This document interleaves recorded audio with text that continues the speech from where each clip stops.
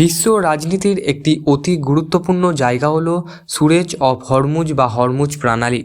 এই সরু জলপথটি একদিকে ইরান এবং অন্যদিকে ওমানের মধ্যে অবস্থিত এবং পৃথিবীর সবথেকে গুরুত্বপূর্ণ তেল পরিবহনের রুটগুলির একটি।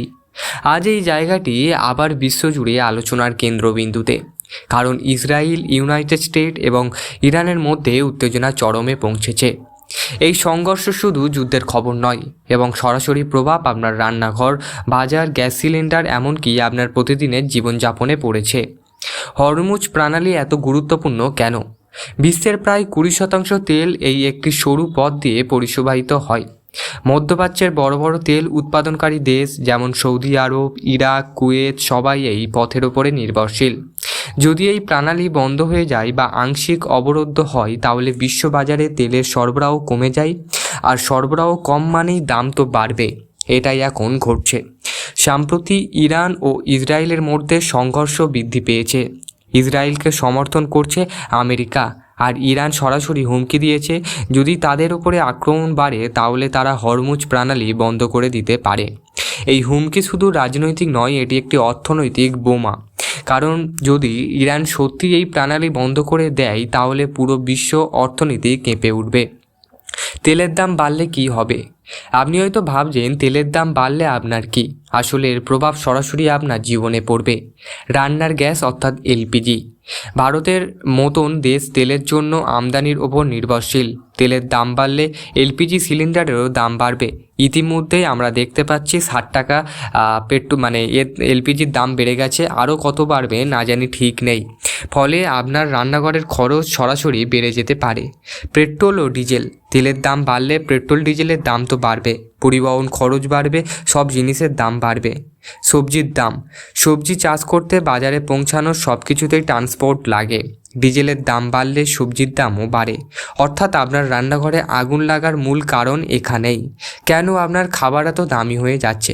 ধরুন আপনি প্রতিদিন যে জিনিসগুলো ব্যবহার করছেন, চাল, ডাল, তেল, সবজি, সব কিছুর পেছনে রয়েছে পরিবহন খরচ।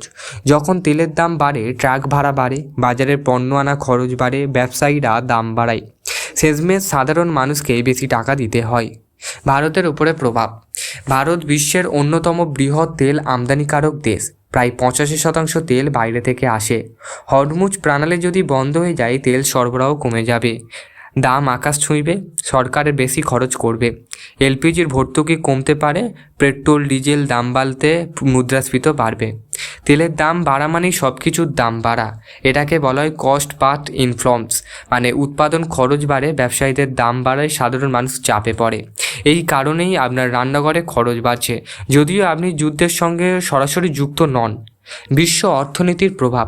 হরমুজ প্রণালী শুধু ভারতের জন্য নয়, পুরো বিশ্বের জন্য গুরুত্বপূর্ণ। যদি এটি বন্ধ হয়, ইউরোপের জ্বালানি সংকট, আমেরিকার তেলের দাম বৃদ্ধি, চীনের উৎপাদন খরচ বাড়বে। ফলে বিশ্বব্যাপী অর্থনৈতিক মন্দা বা রিসেশন আসতে পারে। ইরানের কাছে এটি একটি শক্তিশালী অস্ত্র। সামরিক শক্তি দিয়ে সব দেশ জেতা যায় না, কিন্তু অর্থনৈতিক দিকে পুরো বিশ্বকে নাড়িয়ে দেওয়া যায়। হরমুজ প্রণালীর সেই একটি অস্ত্র। যদি পরিস্থিতি আরও খারাপ হয়, ওয়ারেস্ট কেস সেন্সিওর প্রণালী সম্পূর্ণ বন্ধ, তেলের দাম $150 থেকে $200 পার ব্যারেল হতে পারে, বিশ্বজুড়ে অর্থনৈতিক সংকট দাঁড়াতে পারে, আংশিক অবরোধ হতে পারে, দাম ধীরে ধীরে বাড়বে, কূটনৈতিক সমাধান এবং বাজার স্থিতিশীলতা থাকবে যদি আমরা এটাকে সমাধান করতে পারি।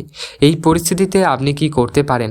অপ্রয়োজনীয় খরচ কমান, বিকল্প জ্বালানি যেমন ইন্ডাকশান, ইলেকট্রিক ব্যবহার করুন এবং বাজেট প্ল্যান তৈরি করুন যাতে আপনার সংসারের জন্য ভালো এবং আপনি ঠিকঠাকভাবে চলতে পারবেন।